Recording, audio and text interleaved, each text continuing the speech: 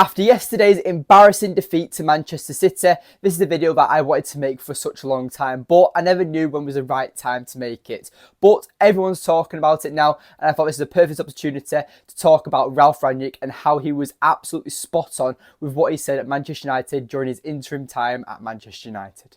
But before we get into today's video, please make sure you leave a like on the video, subscribe if you are new, and don't forget to comment down below on your thoughts on Manchester United. Was sacking Ralf Rangnick the right decision and all that jazz? But let me know in your comments down below. But anyway, let's get right into the video.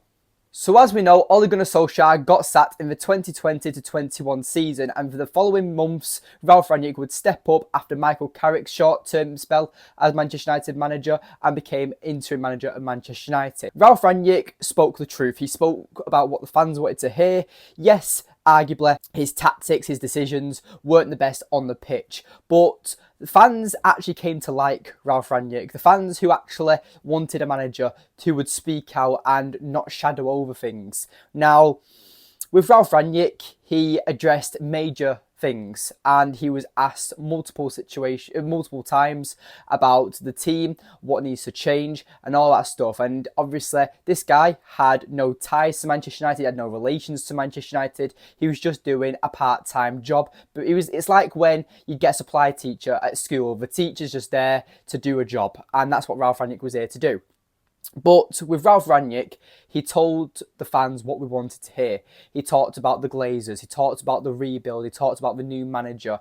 And the media were on his back from day one because no one knew who Ralf Rangnick was. And a lot of media people disrespected him, in my opinion. And look at him now, international manager for Austria. His style wasn't going to take us forward, but United fans at the time had the suspicion that Ralf Rangnick was going to be the sporting director after he would step down as interim manager, and when the new manager comes in, Ralf Rangnick would be the sporting director because he scouted so many players who have gone on to be world-class talent. You've got your Sesko for RB Leipzig now, Sadio Mane, look at what he did at Liverpool. You've got Erling Haaland. You've got so many of these players that Ralf Rangnick could have scouted, and they're just three off the top of my head. But when Ralf Rangnick was our manager, he was asked about players coming in because he came in the January, and he was asked about the players coming in possibly. And he turned around and said that, well, you had Luis Diaz, who went to Liverpool. You had Julian Alvarez, who will be going to Manchester City in the summer. And you also had Dusan Vlahovic, who was at Fiorentina at the time. And he said it doesn't take glasses to see what is the issue at Manchester United. The team needs a rebuild. It needs 7, 8, 9, 10, even 11 new players. And then you've also got to look at what type of style the manager wants to play. Not every signing is going to work out, what the future plan is. You need to know how you want to play football. And that's why I'll say Ralf Rangnick was spot on. And so many people are forgetting that it was hiding in plain sight.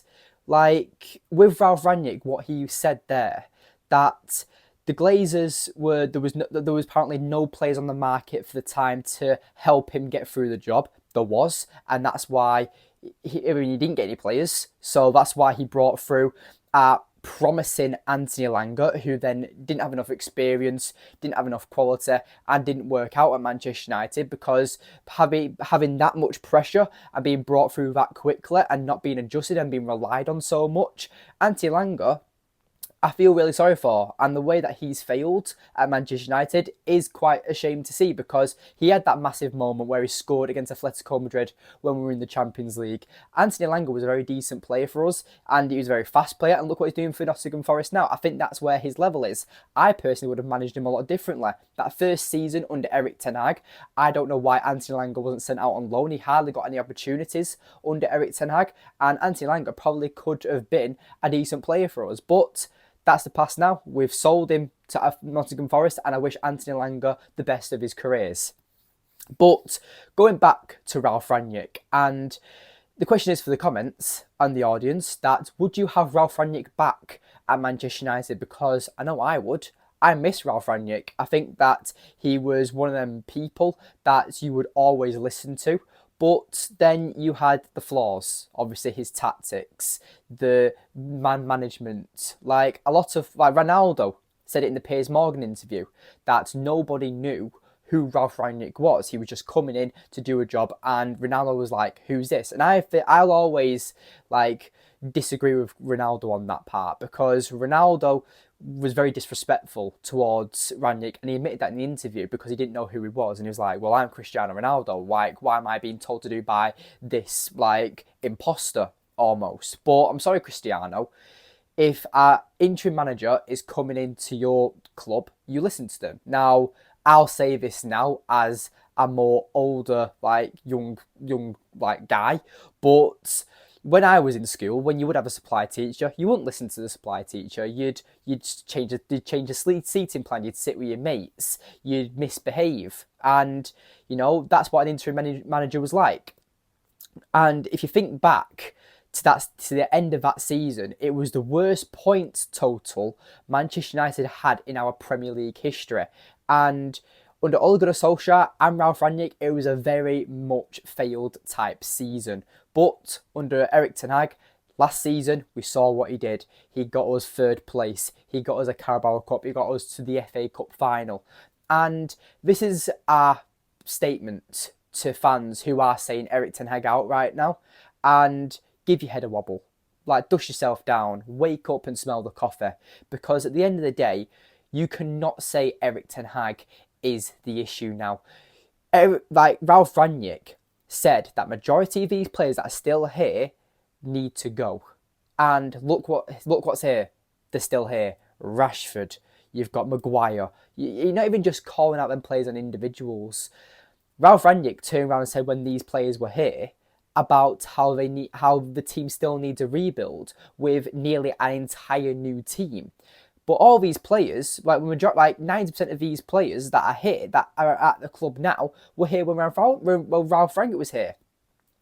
Ralf Rangnick was a perfect sporting director. He knew how to scout players, and obviously when Paul Mitchell comes into the club, hopefully when Sir Jim Ratcliffe is appointed, that will be a massive boost for us, because it's a sporting director's job to go out and find these players. Like Jurgen Klopp, like the Liverpool sporting director, Jurgen Klopp didn't want Mo Salah necessarily. Well, probably wasn't on the top of his list. He probably had a list of players that he wanted, but the sporting director would have been like, "Look, there's this guy at Roma, Mohamed Salah, and I think he'd be perfect for your system." They went out and bought him.